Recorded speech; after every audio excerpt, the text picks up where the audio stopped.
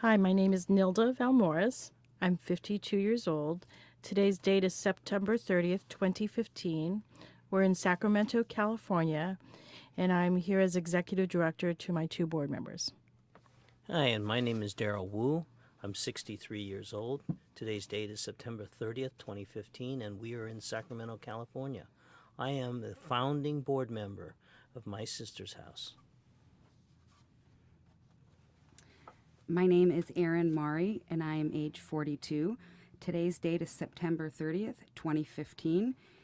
We are in Sacramento, California, and I am a board member for My Sister's House.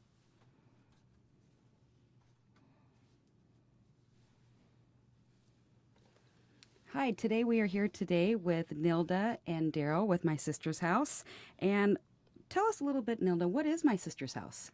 So, My Sister's House is a nonprofit organization that started about 15 years ago that I think is really unique in the Central Valley of California, in California, and I think also in the nation. And we're similar to other organizations that we're a domestic violence shelter, but we also address sexual assault and human trafficking. We're unique in that we focus on the needs of Asian Pacific Islander women and children, and we also have a real definite focus on trying to make sure that our victims become true survivors and are empowered financially to live a life that's free and safe. So that's a very interesting take for a domestic violence shelter to focus on the non-traditional communities as the Asian Pacific Islander. And have you found that there is an increasing need to serve this population? Unfortunately, as the population demographics change, I mean, it's great that there's more diversity in our state and in our nation. But as that population has changed, you're absolutely right that the need has grown in terms of in terms of addressing domestic violence and sexual assault. People don't know that domestic violence unfortunately affects 1 out of every 4 women, regardless of ethnicity, regardless of income, regardless of religion. And people also aren't often aware that the most trafficked victims tend to come from Asian countries. 15 years at My Sister's House has been around. And Darrel, you said you were a founding board member for this organization. What drew you to this organization 15 years ago? Well, it was more than 15 years ago when a number of people in the community thought that a domestic violence shelter program was necessary. And My Sister's House was born out of a project started by the Asian Resources, Inc. A number of attorney friends of mine gathered together. They created bylaws, and they got their articles of incorporation filed, and they got their nonprofit status created. And then once that was obtained, they called an initial board meeting to start out, and that was in December of 2000. And I was invited because one of the new board members knew me from our past partnerships, and said, well, you have some free time now. Won't you join us? And I said, well, domestic violence, that's interesting. I didn't even know that there was domestic violence in our community, in the Asian Pacific Islander community. So it was a real eye-opener for me when I joined the organization back in 2000. And during the past 15 years, you've seen this organization grow tremendously. What are some of the accomplishments you have seen from My Sister's House during the years? So when we began, we advertised ourselves as a domestic violence shelter program. And it was in those days, it was very difficult as a nonprofit to raise money, to obtain grants, because the first question people in the community would ask us is, well, so where is your shelter? And embarrassingly, we had no there. There was no shelter, but we did have a program, and that program was our Women to Work program. So after 3 years of soul searching and trying to determine what it is that we wanted, because the initial dream was to have a 10-acre campus that was close to public services like transportation and schools, but so far away that it could be secured in a safe place to keep our victims safe and confidential. And unfortunately, on this earth, there is no place that you can do that. So the board got smart, recommitted itself to its dream of having a shelter, and acquired a shelter. So that's the first big thing. We were able to house women and children who were victims of domestic violence. Through the years, we've grown. We have great leadership with our executive director, and with that, in her questioning the staff, what is it that they wanted? And the next big project that we accomplished was a transitional house. And so now for our survivors who have survived a while but still haven't been able to financially get on their feet, they have a place that they can stay for up to 2 years while they're saving their money, while they're working and saving their money so that they can get a place of their own. And then most recently, was it about a year and a half ago, we opened up My Sister's Cafe, where we can provide, it's an entrepreneurial venture that will allow us to provide training for some of our survivors to improve and work on obtaining food handling services, as well as earning an income and working on their language skills. Many of our survivors, English is not their native language, and so part of the problem of being able to survive on their own was being able to communicate outside of their own immediate areas and cultures. Those are quite some accomplishments in the first 15 years. Nilda, can you tell me a little bit about the Women to Work program? Sure. We serve about 400 women a year that come to us, and we help them get jobs. We help them work on their resumes. We help them work on their interview skills. As Darrel said, a new component of it is My Sister's Cafe, which helps actually provide them a training site. What's interesting about the Women to Work program is that it's led by survivors, led by domestic violence survivors, for domestic violence survivors. So the women are really accountable to each other, and they learn and address things that are unique that a non-survivor wouldn't know. So, for example, how do you handle the fact that your partner calls you at work all the time to harass you, to make you lose your job? How do you deal with the fact that you have no work experience because your abuser didn't allow you to get a job? So those are just like two quick examples that the Women to Work program tries to address. And I just have to say that for me, it's amazing to see the women come in with no confidence and with hundreds of tears rolling down their face to see them start to have that smile, start to have a lot more confidence, and to get job interviews and then eventually a job. That's the exciting part of the Women to Work program. So this program is a support system for these women.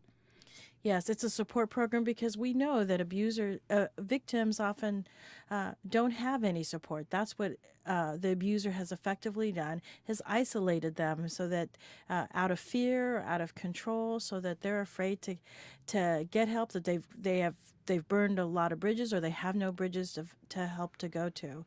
And so that's what's great about the Women to Work program is that they start building that support system that we all need. So I wanted to say something, and I think Nilda should address this, is what distinguishes My Sister's House from any other local domestic violence shelter program is the fact that we provide culturally competent care. And that is really, really important in my mind about what distinguishes My Sister's House from any others. And I thought maybe Nilda might want to elaborate on what that cultural competency is and what it means. Sure. In our Women to Work program, it may just be addressing the fact that the English skills are limited and also that their sense of American culture is limited. So, for example, in our cafe, a funny story in the beginning as we were training some of our women who weren't allowed to have work opportunities, again, because they were isolated, that they were, sort of imprisoned, basically. Anyway, we had to teach them, for example, that soy sauce is not added to everything. and different terms for how do you shake people's hands, how do you greet people. Those were all just some quick examples of some of the cultural nuances that when you're not from this country that you need to learn. And there's a no matter how hardworking some of these women were or had the potential of being, the fact that they didn't have any American work experience, that served as a definite barrier to preventing them from being hired, even as an intern, even as a volunteer. And so we are providing an opportunity to build the work life, the work experience of our survivors. So there are several language barriers that staff probably runs into. How, as an organization, do you communicate with your victims?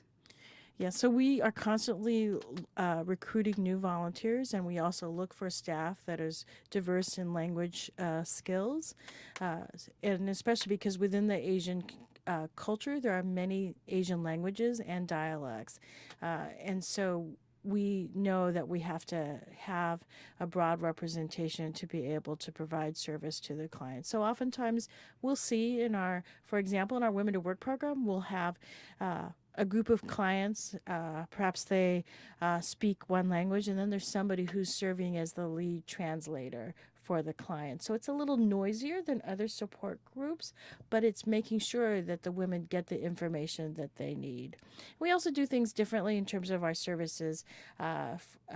We encourage them, for example, to bring their children. And that's kind of not very common because a lot of times, there's a professional sense of support groups, of counseling sessions, of it being very one-on-one or very kind of here's a specific start time, here's a specific end time, there's no interruptions, and we can't operate that way because, for example, our clients may have a different sense of American time, and so when they get there, that's their time, and we will try to teach them our American sense of time, but that takes a while. And if we said no to them from the minute that they came in the door because they were 5 minutes late for whatever reason, they would not be coming to get the help that they need, and we can't do that because it's so hard for these women who, again, aren't used to the American ways to access help. These are the underserved, and their children are going to school with other children, with our children, and so we need to make sure that their families are just as safe. So there is clearly a need for the Asian Pacific Islander community. Have you noticed over the years that need has spread to other cultures that have that require domestic violence services? Yeah, so there are services that our clients, they're not just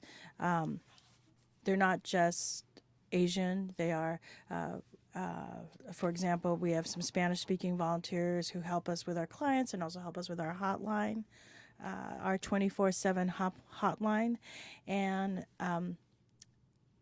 yes, and one of the things that the board did is they made a mission modification. I don't know, Darrel, if you want to speak to it. Sure. So when we initially started, when My Sister's House was initially started, its focus was to reach and do our outreach into the Asian Pacific Islander community, recognizing that, in fact, there was domestic violence that was very hidden within the walls of the families. Throughout the years, we have made a conscientious decision not to turn away anybody who is looking for assistance, looking for help, who is in need of help. And so a few years ago, during a board retreat, the board of directors made a conscientious decision to, while still maintaining the focus on the Asian Pacific Islander community, to recognize that we were serving all of the underserved. All who needed help would be helped. But our primary focus would nevertheless be in communities of color, particularly in the Asian Pacific Islander community. So if I could have all our services, whether it be our shelter, whether it be our Women at Work program, whether it be our people, getting work experience in our cafe, they've represented survivors of all major ethnicities. And with the recent immigrant situations with Afghan and Eastern European and now Syria, I bet you see these services really expanding into different cultures and increased need. Yeah, and we've actually been serving, those communities for a while now. I do anticipate that it's only going to be worse, especially coming from war-torn countries. The trauma that the families were under then, the trauma of adjusting here, the trauma of assimilating. Those are going to all be reasons that the on top of just the regular stress of relationships that I anticipate that there'll be more crisis calls from those communities. So I'm in trouble. I need help. What do I do? How do I get a hold of My Sister's House? So regardless of your language, your abilities, or where you're from, you call our crisis line at 916-428-3271. 916-428-3271. And then we'll tell you where to go. For safety reasons, we don't just tell people on our website. We invite them to come see us, and then we'll walk you step by step. So we can get an understanding about how large this situation is in the Central Valley of California. About how many calls do you average a month on the crisis line? So I have to do my math, Erin, but I can tell you for the year, it's about 2,000 phone calls during the year. And then we help about 400 people in person. So sometimes some of those people have come on the come or called on the line, and some of those have just come to us directly because they've seen us or they've talked to staff members or they've been referred by other agencies. Earlier this week, the police brought over someone that they had picked up and that said they needed help. And so there's many ways that someone can come to My Sister's House. So those are trained volunteers that are able to provide that support for the first step of reaching out and asking for help. Yes, so we train a lot of volunteers to work on our crisis line or to help be out in the community, to be in the area so that they can tell people about My Sister's House. Because usually, that victim reaches out, whether she's escaping her house, or whether she's telling a neighbor that she needs help, or telling a coworker. It's usually with the help of what I call, there's a lifesaver out there. There's an emergency responder that may not be professionally trained, but is another neighbor, is another community member. It might be a family member that could help them. So, Darrel, the mission for My Sister's House has evolved for when it was just a focus on domestic violence. It evolved to include human trafficking and sexual assault. Now, human trafficking is a word that we're hearing all around now, a buzzword. But what does human trafficking mean, and what does it mean for My Sister's House? Well, if you look at the local News and Review, for example, the back pages of the News and Review used to contain a tremendous number of massage parlor advertisements. And lots of people think of human trafficking in terms of sexual human trafficking. But human trafficking comes in all forms, and it includes economic trafficking, where victims are brought in and basically kept enslaved as a domestic, for example, in somebody's household. We've seen numerous examples of that.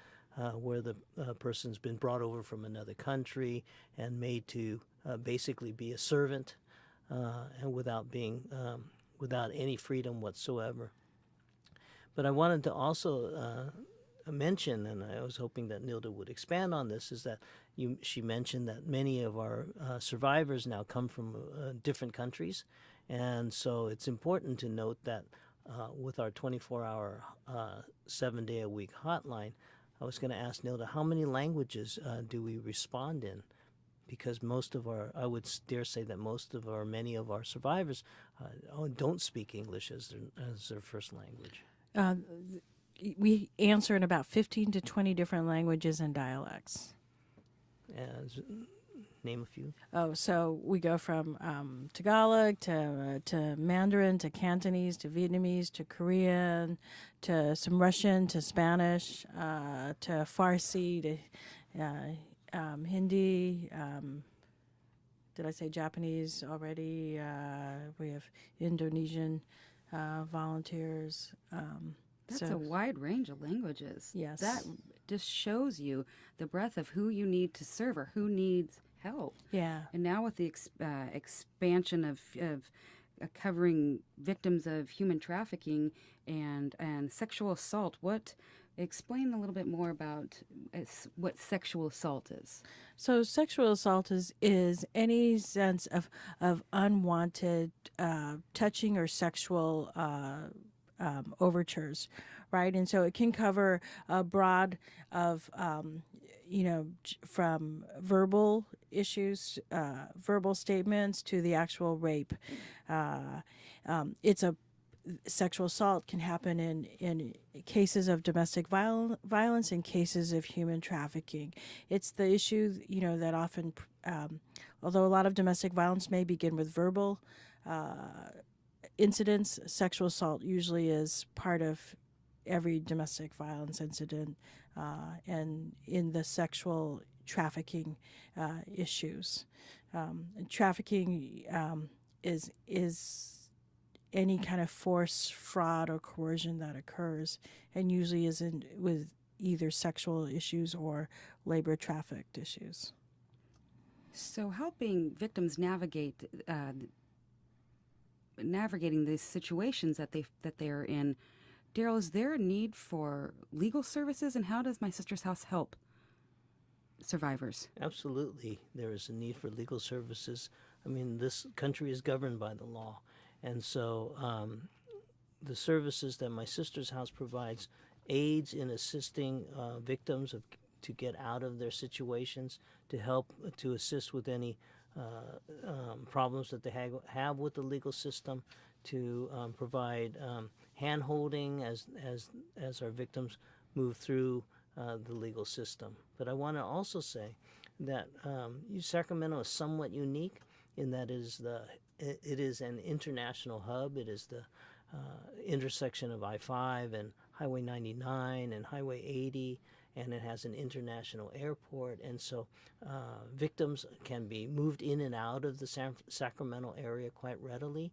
And we've heard from victims who have been sexually trafficked, and oftentimes they spend no more than 2 or 3 days in one city, and they do a circuit around this Northern California area. So to be able to identify them, to catch them, and to be able to extricate them from the situation they are in is extremely difficult. And you have to move fast, and the legal system is not set up for that, so we provide whatever assistance that we can. And culturally, it's really helpful that we have the language assistance for the legal issues. And culturally, it's really helpful in terms, not just the language in terms of understanding the documents, but in terms of going through the process. So, for example, a lot of women, or in general, when you grow up in an Asian family, you're not talking about sex. You're not supposed to even date till you're 35. There's a whole different sense of touching. And so, in fact, in many of the example I often use when I'm speaking is the Vagina Monologues. Many people are familiar with that international play. And,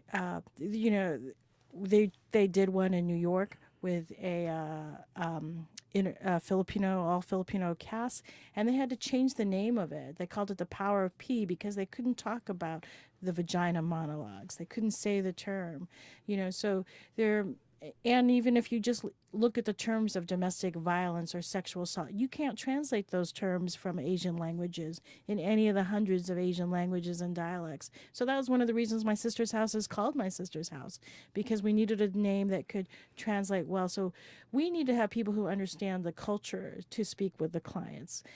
We need to have people who understand when they say, some joke, that they understand what that joke is about. When they talk about the shame of their family, a client that was in our office the other day talked about like the pressure from her family and her extended family in terms of what it meant to be a wife, and then that meant that she had to put up with the abuse, and she knew without saying much more that other staff members understood what she was saying because they had grown up in the same type of family.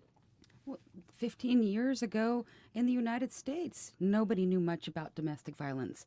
It wasn't talked about. The police didn't know how to deal with it. And look at the strides that have been made in regards to domestic violence.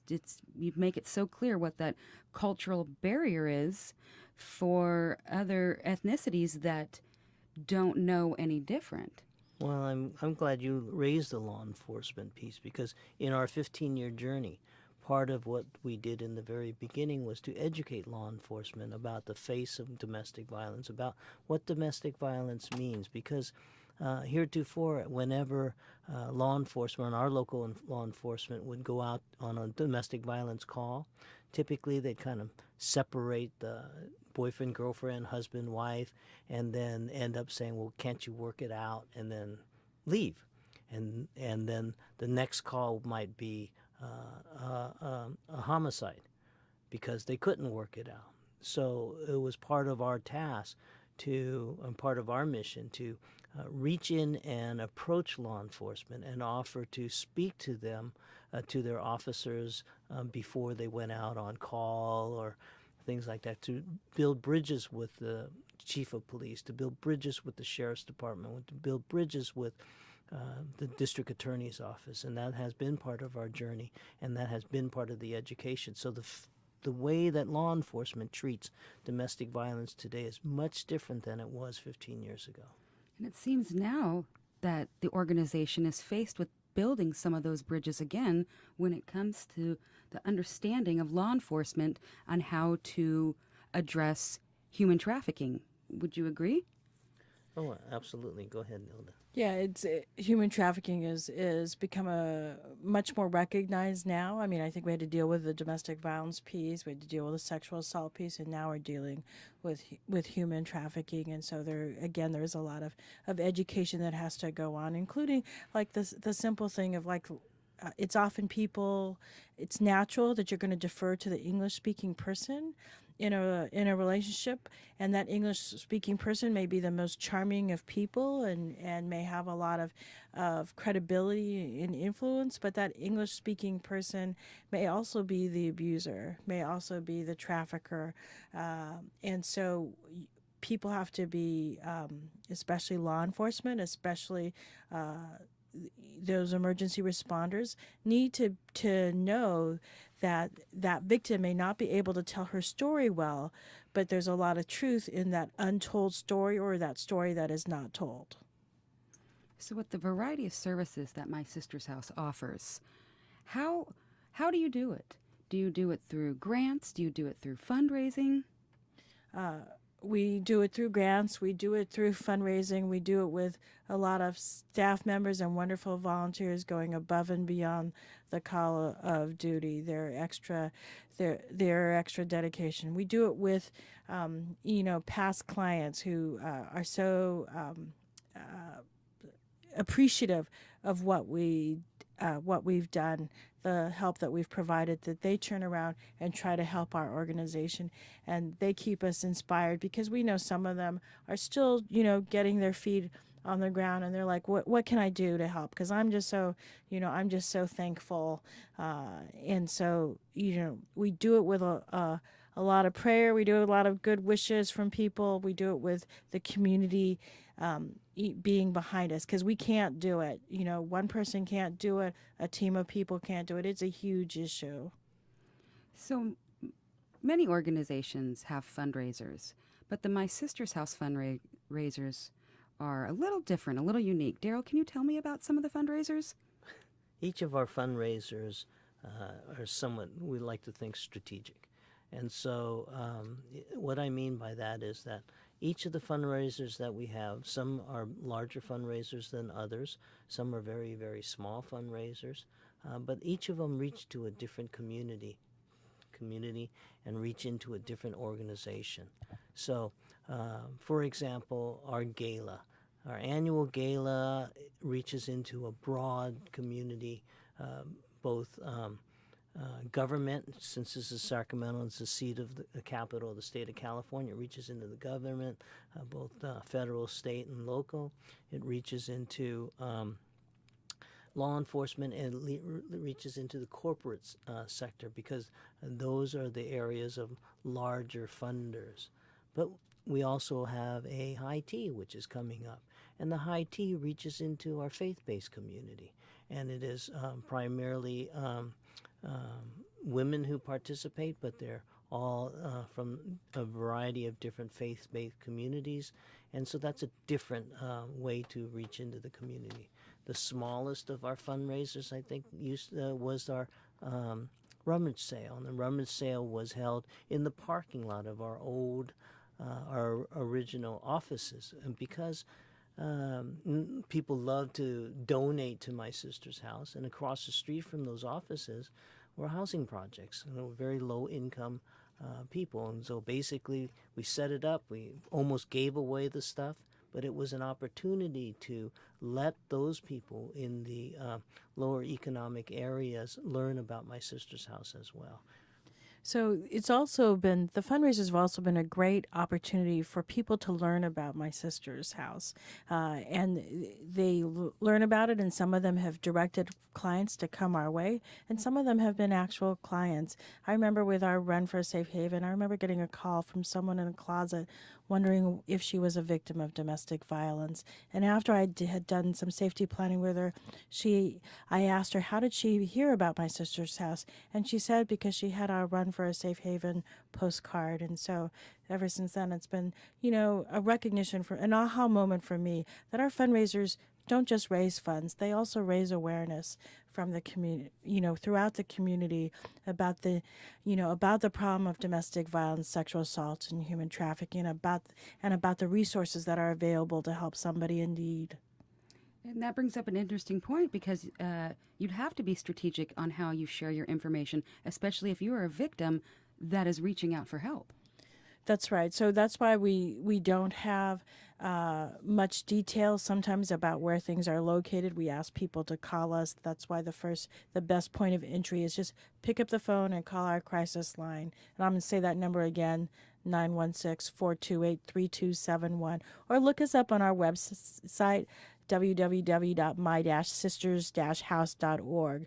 There are several of My Sister's House places throughout the United States. We're different from each other. We're the one based in Sacramento. We're the one with Asian Pacific Islander focus, and we're the ones with a focus on trying to get survivors back on their feet financially. Well, Darrel, Nilda, it is amazing to hear about the accomplishments that My Sister's House has done in the last 15 years. And with your leadership, both of your leaderships, being with the organization since inception, it would be great to hear, where do you see My Sister's House going in the next 15 years? What are some of the accomplishments that you want to see moving forward? One of the things that I've loved about our board is that we've really looked at that it's not an issue of us trying to be like other nonprofits in terms of owning the world, that we just want to own our little part of the world well and to do our work well. And so we've just been looking at what's the need and trying to go deeper with the programs that we offer. So we know there's need for more housing, and so that would certainly include part of the vision for the next 15 years. We know our clients ask for more counseling, so we would like to expand that part, and they also ask for more legal services. And they also need more work opportunities. So those are all the areas that we would like to address. But we also know we can't address it without support. And so the next 15 years, of course, we're going to be dependent upon the wonderful hearts of people to help make our mission come true. I think the hallmark of one of the things that has kept me at My Sister's House for the last 15 years is the recognition of the people that we serve. And Nilda hinted at it when she was talking about the Women to Work program. But to see former survivors come back as our volunteers to readily help us, willingly help us, because they're so thankful, to me sends a clear message that we're doing the right thing. And my mission in life is to make sure that that opportunity continues, because as we continue to serve more, they themselves will come back and they will help us grow to help them. And so they can help assist their sisters and their children from all other communities, all walks of life, so that the ultimate goal of eradicating domestic violence may be a pipe dream, but at least we're working towards eradicating that. I think, and as Erin, like we've been trying really hard to make sure that people, feel like that we've created a new family for survivors, that we're living to our name of being my sister's house. So as we come to an end, and if there's someone listening today, what advice would you give them? So the advice that I would give them is that they're not alone, that there are wonderful people like our board members, like our supporters, like other clients who've walked in their shoes, who want to help them. And so that all they need to do is they need to take 20 seconds of courage and pick up the phone and call for help. Ideally they call my sister's house, but if they can't call my sister's house, to call another shelter that would help them. But if, reach out for help, take that first step, do it not for themselves, do it for their children. There are lots of health reasons, also just to do it for themselves, because we know that unfortunately abuse causes long-term health effects. So suffering is not natural, and if a victim believes that they are suffering, then they probably are, and they've already crossed the line into genuine suffering. So don't hesitate to reach for help. My Sister's House is one of many organizations that help can be reached, but don't hesitate to contact a family member or a friend or a confidant that can also reach out for you if you find that you can't reach out yourself. So help is there. Don't worry about reaching out for help. Don't worry about anything that might happen in the community, the stigma that might come with reporting the family. Those are the things that keep us trapped, or those are the things that keep victims trapped in that cycle of domestic violence. Help is there, and hope is there. With the services that we provide, there are services that we haven't even been able to cover today that, that help. And just the fact that there are people that care about them when they walk in the door, it's wonderful, like I said earlier, of seeing the survivors change from tears to smiles. Seeing someone, practice her skills at our cafe today it was a real treat, on top of the wonderful food. Just knowing how much more confident she was just in a few short weeks, because she had a place to make a difference, because she had something to put on her resume, because she felt good that she was leaving the bad situation that she was in, and that there was going to be a better tomorrow. Well, I want to thank you both very much, Darrel and Nilda, for your leadership and all that you do for My Sister's House. Thank you. Thank you, Erin.